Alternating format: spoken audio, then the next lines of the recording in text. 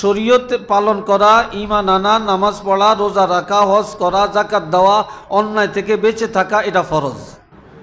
জোরে বলেন এটা কি? এই যুবকরা জোরে বলো এটা কি? এটা ফরজ। এখন দেখা যাইতেছে এই ফরজের ধারে কাছে আমরা কেউ নেই,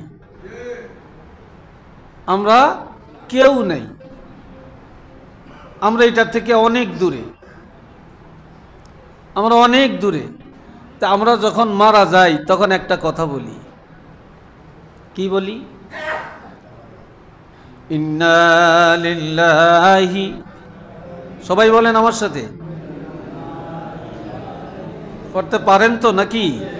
হ্যাঁ, ইন্না লিল্লাহি ওয়া ইন্না ইলাইহি রাজিউন। কি বলছে? ইন্না লিল্লাহ, আমরা আল্লাহর গোলাম, আমাদের জীবনটা আল্লাহর জন্যে।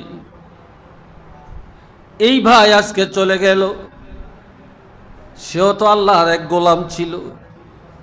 আমরা আল্লাহর গোলাম, আমরা আল্লাহর বান্দা, আমাদের জীবন মরণ সব আল্লাহর জন্যে, আর আমাদের ইবাদত হবে আল্লাহর জন্যে। ওয়া ইন্না ইলাইহি রাজিউন, আর আমরা সবাই আল্লাহর কাছে প্রত্যাবর্তনশীল, আমরা ফিরে যাব। আমরা এই দুনিয়াতে কেউ থাকবো না, আমরা সবাই ফিরে যাব। এই স্বীকৃতিটা দিলাম আমরা মৃত্যুর খবরটা পাওয়ার সাথে সাথে। কথা ঠিক কিনা? তো কি বলছেন আপনি? ইন্না লিল্লাহি ওয়া ইন্না ইলাইহি রাজিউন। আমাদের জিন্দেগি আল্লাহর জন্যে, আর আমরা আল্লাহর কাছে ফিরে যাব। কাজে এখানে অহংকার করার, বড়ত্ব প্রকাশ করার, হিংসা করার, ইবাদত থেকে দূরে থাকার, আল্লাহর আইনকে অমান্য করার, রসুলের তরিকার বিরোধিতা করার কোনো সুযোগ নাই। কাজে আমরা আল্লাহর কাছে যাব। কার কাছে যাব? আমরা আল্লাহর কাছে যাব। এবার লাশটারে মাটিতে রাখছেন। কি রাখছেন? অর্থাৎ লাশ মাটিতে দিয়া, মাটি যখন রাখছেন শোয়াইতে আছেন, এবার কি বলেন? না, বিসমিল্লাহি ওয়া আলা মিল্লাতি রাসূলিল্লাহ। পড়েননি আপনারা সবাই? আসলে পারেননি না পারেন না? বলেন সবাই।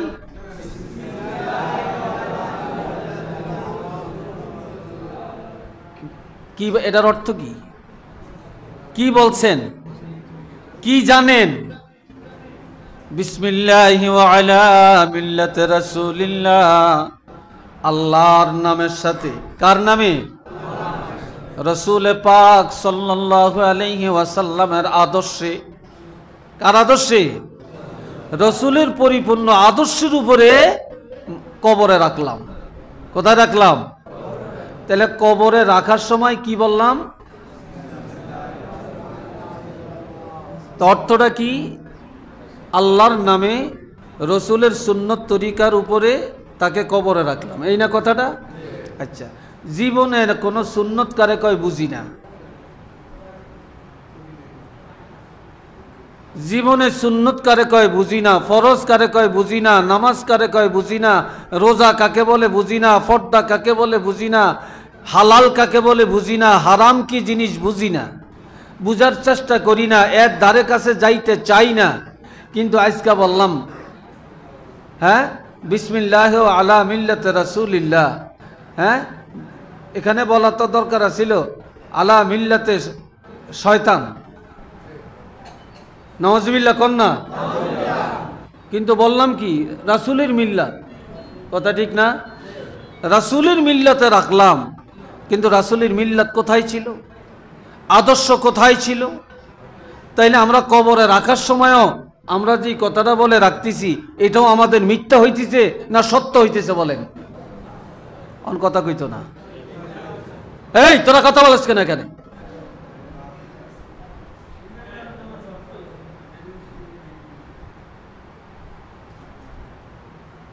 তাহলে এখানেও তো আমাদের শিক্ষার ব্যাপার আছে কি না? আমাদের শিক্ষণীয় বিষয় আছে।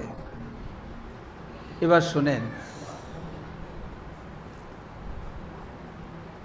এবার আরেকটু আগে আসলাম, আরেকটা আয়াত বলছি, আল্লাযীনা কাযযাবু বিআয়াতিনা ওয়াস্তাকবারু আনহা লা তুফাত্তাহু লাহুম আবওয়াবুস সামাই ওয়ালা ইয়াদখুলুনাল জান্নাতা হাত্তা ইয়ালিজাল জামালু ফি সাম্মিল খিয়াত।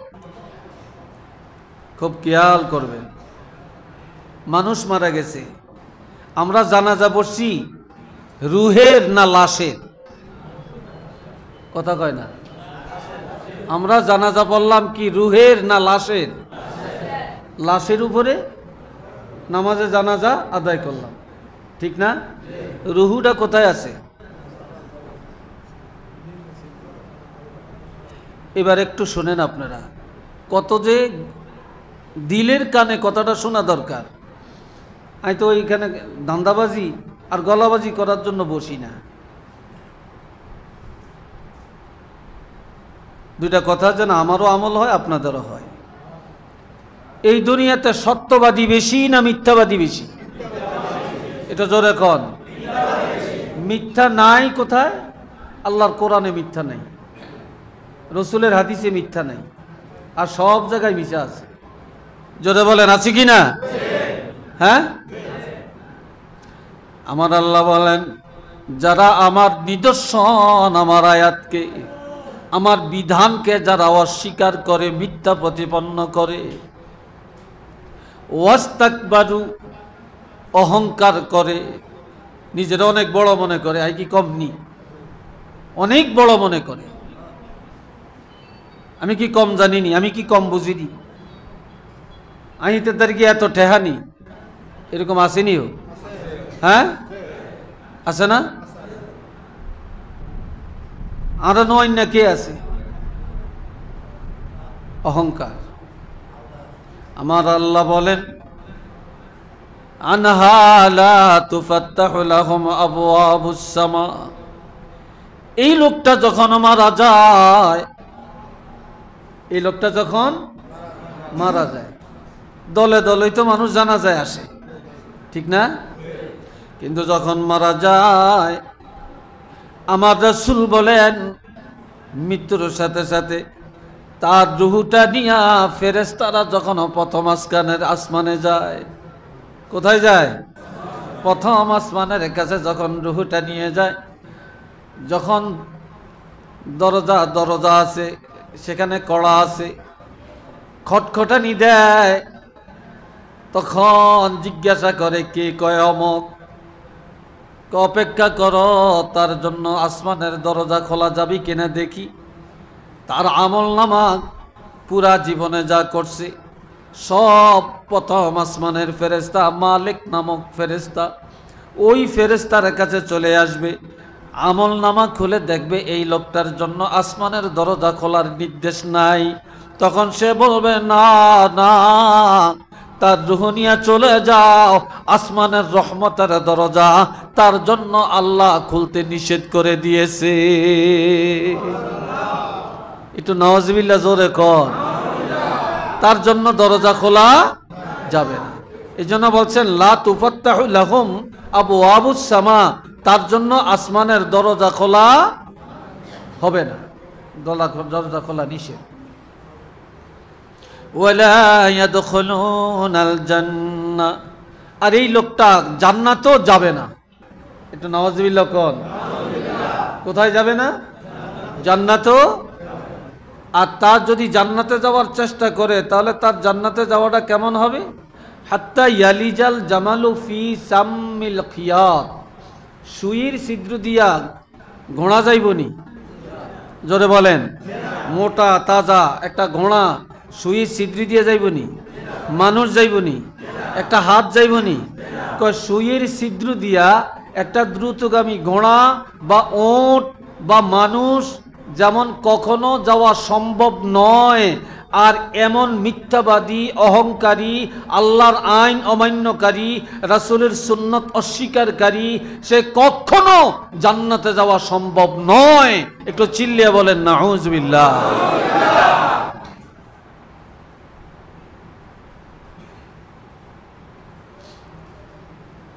আরেকজন লোকটা ইমানদার।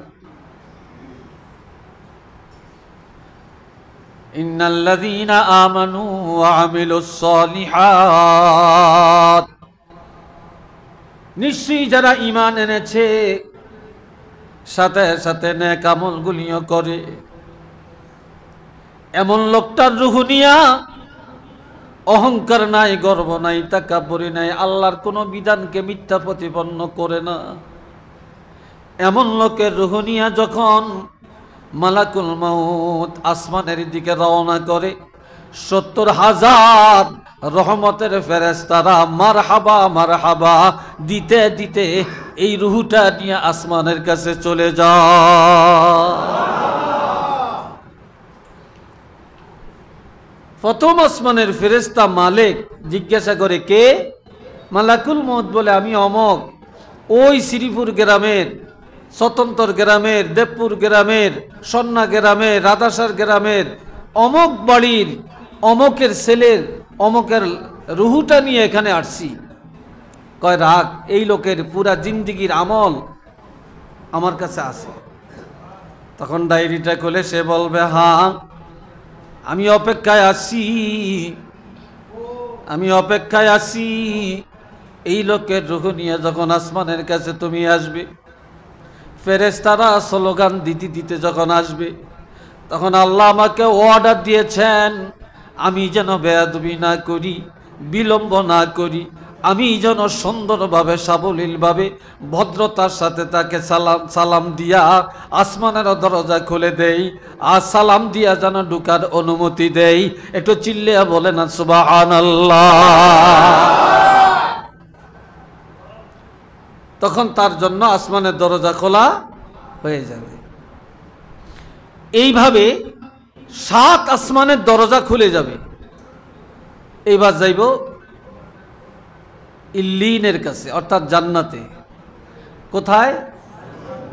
ইনদা সিদরাতিল মুনতাহা, ইনদাহা জান্নাতুল মাওয়া। জান্নাতুল মাওয়া যেটা, এটি ইল্লিন, এটা উর্দু জগতে। আর ইয়ানো বয়ানি ফোন করতে আছেন,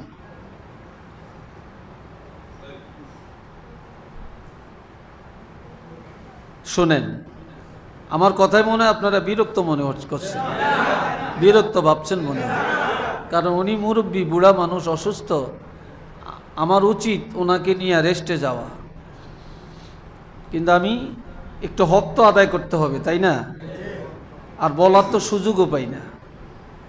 আরামনগরে বলাইলে তো আসেন না, আজ এক উসিলা দিকে না আইসেন। এখন সিদরাতুল মুনতাহার সন্নিকটে জান্নাতের মধ্যে এই রুহুটা নিয়ে যাবে। তখন জান্নাতের আরেকজন দারোয়ান আছে, বলবে না দরজা খুলবো না। কয় না, এতগুলি দরজা খোলা হয়েছে, তুমি খুলবা না কেন? এটা ফাইনাল, এরপরে আর কোনো দরজা নাই, আছে নাকি? কিছুক্ষণ পরে বলবে, তার আমলনামার একটা ডায়েরি আমার কাছেও আছে, আল্লাহ আমাকে এখানে বসিয়ে রেখেছেন এমন ইমানদার মুসলমানের রূহ নিয়া জান্নাতের কাছে আসলে আমি যেন তাকে ইজ্জতের সাথে, আদবের সাথে দরজা খুলে দেই।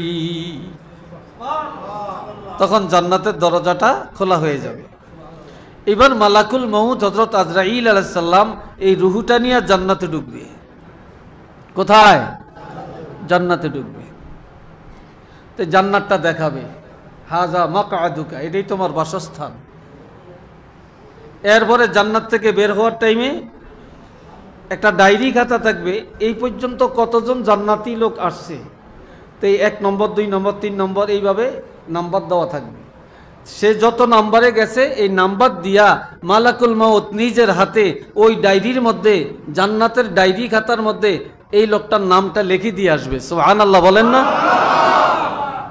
এই লোকের নামটা লিখে দিয়ে আসবে। এবার মালাকুল মউত রুহুটা নিয়ে যেই যেই দরজা দিয়ে গেছে ওই দরজা দিয়ে আবার জমিনে আসবে। কোথায় আসবে? জমিনে আইসা কি করবে?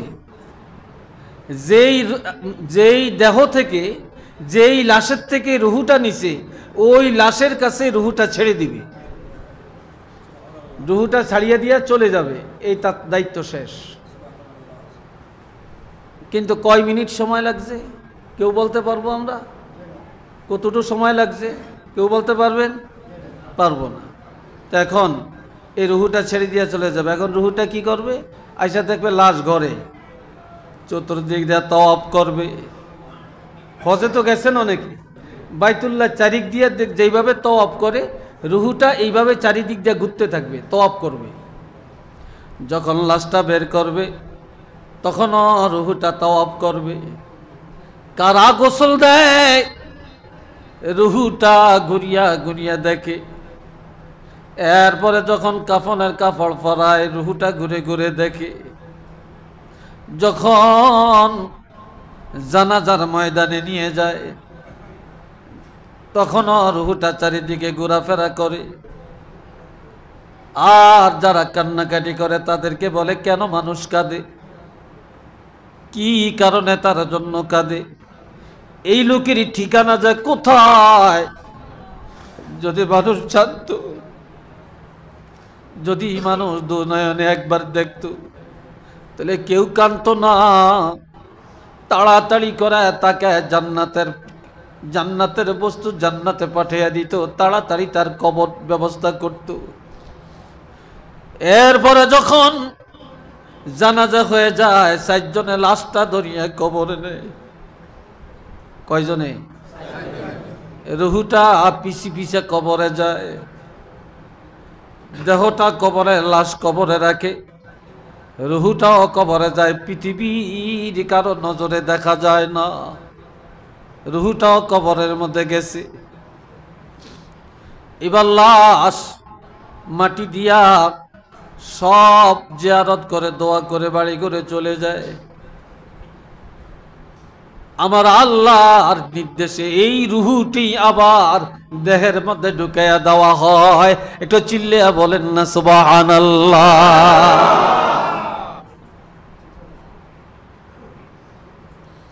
আর যে লোকটা নাফরমান, যেই লোকটা অহংকারী, যে লোকটা দুনিয়ার সময়ের মূল্য দেয় না,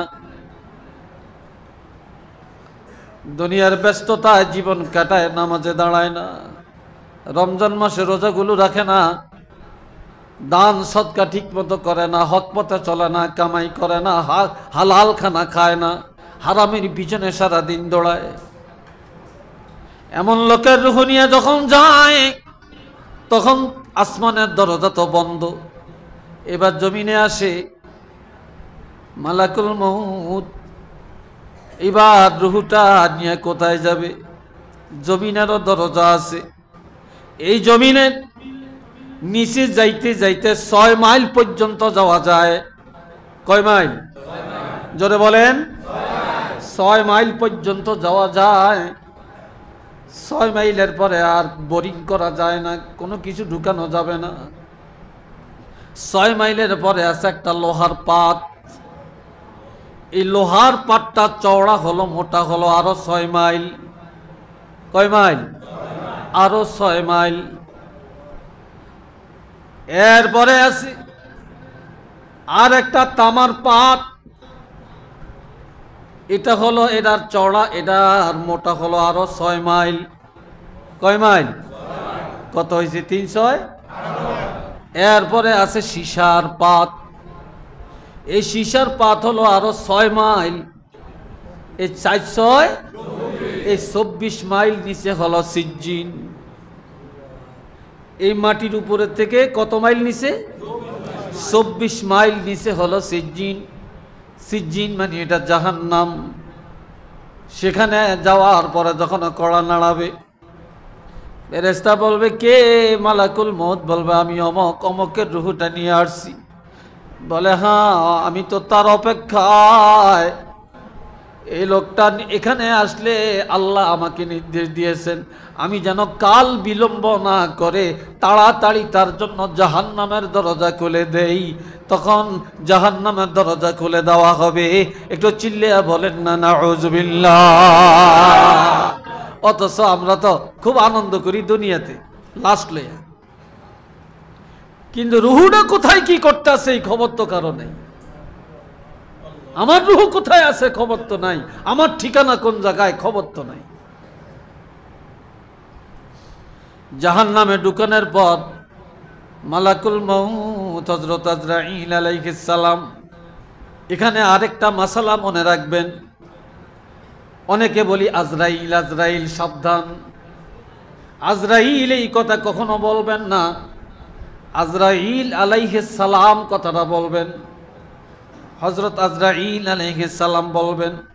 যারা আজরাইল আলাইহিস সালাম কথাটা বলে, এই লোকের রুহু যখন মালাকুল মউত আজরাইল আলাইহিস সালাম কবজ করতে আসছে, তখন এই লোকটা যদি ঈমানদার হয় তার রুহুটা নিরাপদে কবজ হয়ে যাবে, সে কষ্ট পাবে না। একটু চিল্লিয়া বলেন না সুবহানাল্লাহ। এখন রুহুটারে তার ঠিকানা জাহান্নাম দেখিয়া বলবে এটাই তোমার ঠিকানা। এখন জাহান্নাম থেকে বের হবে, বের হওয়ার টাইমে ওই জাহান্নামের ডায়েরি খাতায় তার নামটা লিখে দিয়ে আসবে। কিয়ামতের ময়দানে এই মালাকুল মউত যার নাম জান্নাতের ডায়েরিতে লেখছে, এই ডায়েরিটা দেখে আপনার হিসাব হবে। আর যার নাম জাহান্নামের ডায়েরিতে উঠছে, এই ডায়েরিটা দেখে আপনার নামটা কোন জায়গায় আছে এটা দেখে আপনার হিসাব নিকাশ চলবে। কথা বুঝে আইছি কিনা? আল্লাহ, আমরা কোথায় আছি, কি করি আমরা? এইবার আমরা যখন মাটি দেই তখন কি বলি? মিনহা খালাকনাকুম ওয়া ফিহা নুঈদুকুম ওয়া মিনহা নুখরিজুকুম তারাতান উখরা। এবার আপনি একটা জিনিস শিখাই।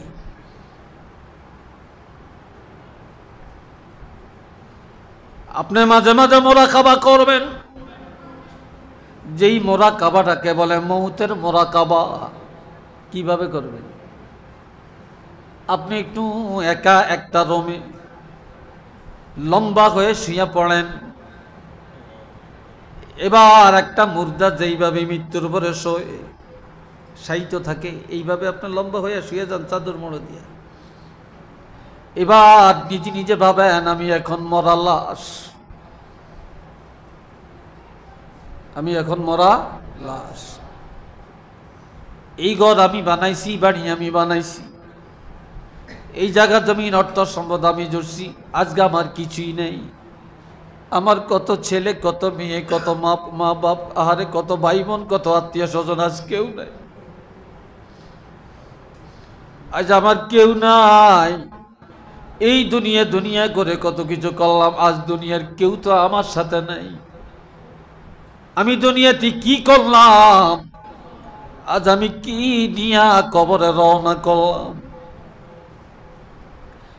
এরপর আপনি নিজে নিজে মুরাকাবা করেন, আমি এখন কবরে গেলাম, আমারে সবাই কবরে রাখিয়া বাড়ি চলে যায়। এই অন্ধকার কবরে আমি একা, আমার উপায় কি? কিভাবে আমি প্রশ্নের জবাব দিব? হায় হায়, আমি কিভাবে নাজাত পাব? এইভাবে যদি আপনি প্রতিদিন একবার অথবা রাত্রে ঘুম যাওয়ার আগেও যদি আপনি এই মুরাকাবাটা করেন, আমার রাসূল ঘোষণা দিলেন কাসরাতুল মাউতে ওয়া কাসরাতু যিকরিল মাউত ওয়া তিলাওয়াতিল কোরআন। আমার নবী ইরশাদ করেন, যেই লোকটা বেশি বেশি মউতের মুরাকাবা করে, মউতের স্মরণ করে, আর বেশি বেশি করে কোরআন তেলাওয়াত করে, আল্লাহর হাবিব বলেন নিঃসন্দেহে এই লোকটা জান্নাতে যাবে। কারণ যে লোকটা মৌতের চিন্তায় বিভোর, সব সময় মৌতের চিন্তায় পাগল, এই লোকটা কখনো মিথ্যা বলতে পারে না, এই লোকটা কখনো সুদের আড্ডায় যেতে পারে না, এই লোকটা কখনো নামাজ ছাড়তে পারে না, এই লোকটা কখনো ধোঁকাবাজি করতে পারে না, এই লোকটা মদের আড্ডায় যেতে পারে না, এই লোকটা জুয়ার আড্ডায় যেতে পারে না, এই লোকটা কখনো জিনার আড্ডায় যেতে পারে না, এই লোকটা সবসময় আল্লাহর ভয়ে, মৌতের ভয়ে, কবরের চিন্তায়, আখিরাতের চিন্তায় এই লোকটা নেককার হয়ে যায়, আল্লাহ ওয়ালা হয়ে যায় এবং খালেস তওবা করার ক্ষমতা পায়। এই জন্য এই লোকটা জান্নাতি হয়ে কবরে যায়।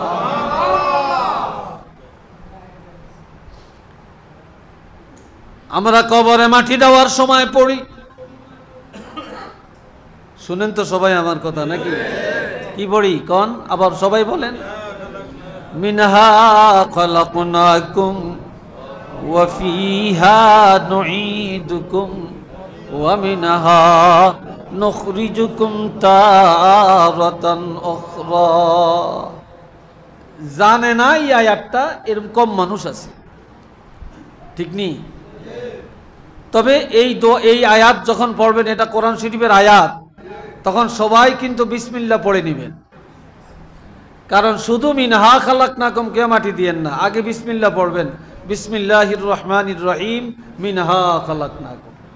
মনে থাকবে তো? আমরা অনেকেই বিসমিল্লাহ পড়ি না। তাই কি বলছে আল্লাহ? মিনহা খালাকনাকুম, এই মাটি দ্বারা আমি আল্লাহ তোমাদেরকে বানাইছি। আমগরে বানাইছি কি দিয়া? জোরে কন, মাটি দিয়ে। সর্বপ্রথম বলছেন মাটি, আমি মাটি দিয়ে বানাইছি। কেন কইলেন? অন্য আয়াতে আরো বিভিন্ন রূপে বলছেন, খালাকাল ইনসানা মিন সালসালিন কাল ফাখার, খালাকাল ইনসানা মিন সুলালাতিন মিন তিন। আছে না? এক এক জায়গায় এক এক ভাবে। আরেক জায়গায় বলছে যে মানুষকে তৈরি করছি মিন নুতফা, অর্থাৎ নাপাক পানি দিয়া। কথা ঠিক কিনা? তো এগুলা কি? এগুলো একটু বিশদ আলোচনার বিষয়, আমি সেদিকে যাচ্ছি না, যেহেতু আমি আগেই বলছি কথা কম বলবো। তবে আমি মুখস্থ কিচ্ছা বলার জন্য এখানে বসি না, আর গালি কানো ধরিয়া গলাবাজি করিয়াম এটার লাইও বসি না। কথা বুঝছেন? আজকাল গলাবাজিটার খুব দাম, কোরআন হাদিসের দাম আমরা দিতে জানি না। কথা বুঝছেন? এ ভাইয়েরা রে আমার, সর্বপ্রথম আল্লাহ বলেন এই মাটি দিয়া বানাইছি। এই মাটির উপরে তুমি ছিলা, এই মাটির উপরে জীবন যাপন করেছো। কাজে বান্দা, মাটির দিকে তাকাও, মাটির দিকে তাকাও। মাটির উপরে কত অন্যায় মানুষে করে, কত জুলুম মাটির উপরে করে, কিন্তু কোনো দিন মাটি মাতামাতি করে না, মাটি কাউকে ডাক দেয় না, মাটি কারোর সাথে ঝগড়া করে না, মাটির অহংকার নাই, মাটির তাকাব্বরি নাই, মাটির রিয়া নাই, মাটির কোনো কথা নাই, মাটির কোনো আওয়াজ নাই। কাজে তুমি মাটির মানুষ, তুমি কেন মাটির উপরে এত হইসই করো, এত রংবাজি, এত সিটিংবাজি কেন করো? কাজে মাটির মানুষ, মাটির দিকে তাকাও, মাটির মতো ভদ্র হয়ে চলো। একটু চিল্লিয়া বলেন না সুবহানাল্লাহ। মাটির মানুষ, মাটির কি অহংকার আছে? এরপরে কি বলছেন? ওয়াফিহা নুঈদুকুম, এই মাটির মধ্যে আবার আমি ফিরাইয়া নিব তোমাদেরকে। এই মাটির থেকে আনছি, মাটিতে আবার ফিরাইয়া নিব। কেউ থাকতে পারবা না, কেউ না, কেউ না, কারো থাকার ক্ষমতা নাই। এই মাটি থেকে বের করলাম, মাটিতে আবার ফিরাইয়া নিব। এরপরে কি করব? ওয়ামিনহা নুখরিজুকুম তারাতান উখরা,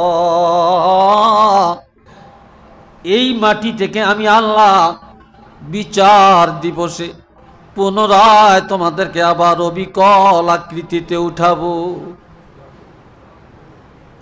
তোমরা একটু চিন্তা করো, এই মাটি থেকে বের করলাম, এই মাটি দিয়ে তোমাদেরকে বানাইলাম, এই মাটির মধ্যে আবার তোমাদের যাওয়া লাগবে। এই দুনিয়ায় কেউ থাকতে পারবা না, এই মাটিতে যাওয়া লাগবে। আমি আল্লাহ দুনিয়ার সব মানুষ একদিনে পাঠাই না, আর সব মানুষ একদিনে আমি আল্লাহ কবরেও নেই না। কাউকে পাঠায় আবার কাউকে নিয়ে যাই। সমাজে হাজার মানুষ জীবিত থাকে, একজন নিয়ে যাই। এইভাবে আমি আল্লাহ কেন নেই? তোমরা একজনের জানাজা পড়বা, তার মরণটা দেখবা, তার লাশটা দেখবা, তার কবরটা দেখবা, তারে কবরে মাটি দিবা। এটা দেখিয়া দেখিয়া তুমি নিজ মৌতের শিক্ষা গ্রহণ করে নিবা। তুমি এমন কবর তোমার জন্য হবে। এইভাবে পাড়েয়া পাড়েয়া মাটি দিয়া আপন জনেরাই তোমাকে এখানে রেখে চলে যাবে। কেউ তো তোমার সাথে কবরে যাবে না, যাবে না। যাবে তোমার ঈমান, যাবে তোমার আমল, যাবে তোমার চরিত্র, আর কিছুই তোমার সাথে যাবে না। কাজে এই জন্যেই তোমাদের শিক্ষার জন্যেই, তোমাদের মৌতের তৈয়ার হওয়ার জন্যেই, কবরে যাওয়ার জন্যেই, কবরের প্রস্তুতি নেওয়ার জন্যেই আমি আল্লাহ কাউকে জীবিত রাখি আর কাউকে কবরে পাঠাই। কথা ঠিক কিনা? কাউকে জীবিত রাখি, কাউকে কবরে পাঠাই। এবারে আসেন, قال رسول الله صلى الله عليه وسلم وتولى عنه أصحابه لا يسمع قرع نعالهم آتاه ملكان أسودان أزرقان فيجلسانه فيقولان من ربك وما دينك ومن نبيك من هذا الرجل الذي بعث فيكم إلى آخر الحديث। হাদিসটা অনেক বড়। এখন মাটি দিলেন। অনেকে কয় 40 কদম হাইটা গেলে দুইজন ফেরেশতা আসে। এরকম একটা বলা বলি কথোপকথন সমাজে আছে কিনা? হ্যাঁ, তবে এমন কথা আমি কোনো কোথাও পাই না যে 40 কদম। তবে হাদিসে কি আছে? আপনি আপনার আপন জনের কবরে মাটি দিলেন, মাটি দেওয়ার পর কবর শেষ হয়ে গেল, এরপরে জিয়ারত করলেন, দোয়া করলেন, মাটি দিয়া ওনা কোদাল খন্তা নিয়ে বাড়িতে রওনা করলেন।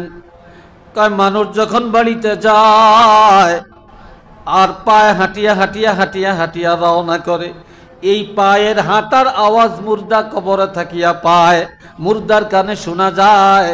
মানুষ যে হাঁটিয়া হাঁটিয়া বাড়িতে যায়, পায়ের আওয়াজটা যতক্ষণ কানে যায়, এই কানে যাওয়া অবস্থায় আমার আল্লাহ দুইজন ফেরেশতা পাঠায়া দেয়।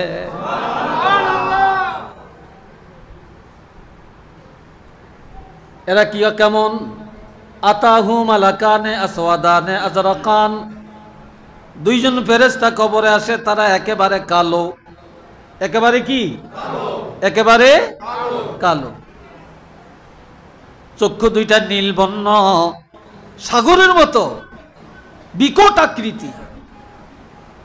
এরা দুইজন দুই পাশে বসবে, বসিয়া ফায়জুলিসানিহি, মুর্দাকে কবরের মধ্যে বসাবে। এবার বলবে তোমার রব কে, তোমার দিন কি, ধর্ম কি, তোমার নবীকে। ফাআম্মাল মুমিনু, লোকটা যদি ঈমানদার হয়, আল্লাহওয়ালা হয়, আল্লাহর জন্য জীবনটা কোরবানি দেয়, তাহলে সে বলবে রাব্বি আল্লাহ, আমার রব আল্লাহ। অদিনিয়াল ইসলাম, আমার ধর্ম হলো ইসলাম। ও নবিয়্যুনা মুহাম্মাদুর রাসূলুল্লাহ সাল্লাল্লাহু আলাইহি ওয়াসাল্লাম, আমাদের নবী হলেন মুহাম্মাদুর রাসূলুল্লাহ সাল্লাল্লাহু আলাইহি ওয়াসাল্লাম। এইবার সত্য জবাব দিছে, ইমানি জবাব দিছে, বাস্তব জবাব দিছে। এইবার আসমানের মধ্যে প্রচার হবে। আল্লাহু আকবার বলেন। কোথায় প্রচার হবে? এই প্রচারটা হবে আল্লাহর পক্ষ থেকে। কার পক্ষ থেকে? কি প্রচার হবে? ফায়ুনাদি মুনাদিম মিনাস সামা'i আন সাদাকা আবদি। আবার আল্লাহর পক্ষ থেকে প্রচারক লাগাইয়া দিবে, তারা আসমানের জগতে প্রচার করবে, আমার এই বান্দা কবরে যে যা যা বলছে একটা মিথ্যা কথাও বলে না, একটা মিথ্যা কথাও বলে না। আমার বান্দা যা জবাব দিছে সত্য সত্য জবাব দিয়েছে।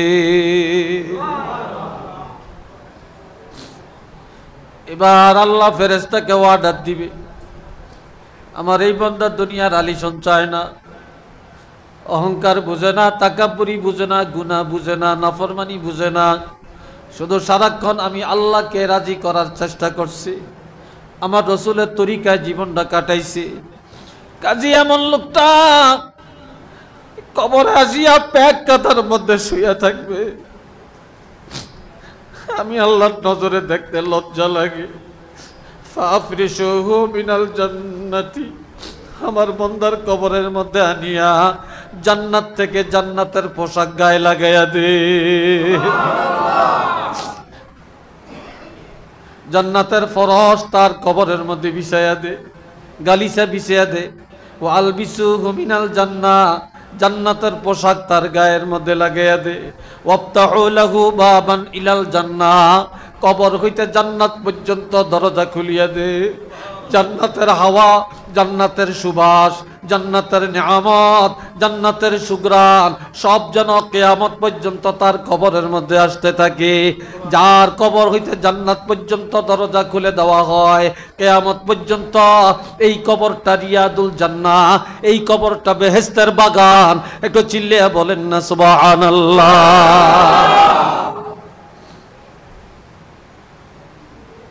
এই কবরটা বেহেশতের বাগান। এ ভাইয়েরা রে আমার, আল্লাহ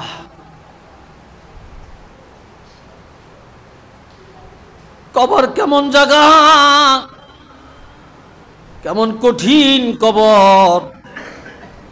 যারা বেঈমান নফরমান হইয়া কবরে যাবে, গাঞ্জাখোর মদখোর সুদখোর হইয়া কবরে যাবে। এই দেশের মানুষের সুদের কথা কইলে কয় হুজুররা কতই কয়, হেরা কি আইনা দিবনি, হেরা কি এটা করিয়া দিবনি, বাড়ি করিয়া দিবনি, ঘর করিয়া দিবনি, হেরা কি গাড়ি কিনা দিবনি, হেরা কি ঋণ দিবনি, বিয়াত মাইয়া বিয়া দিয়াম, ফলা বিয়া করে আমি বিদেশ পাঠাই।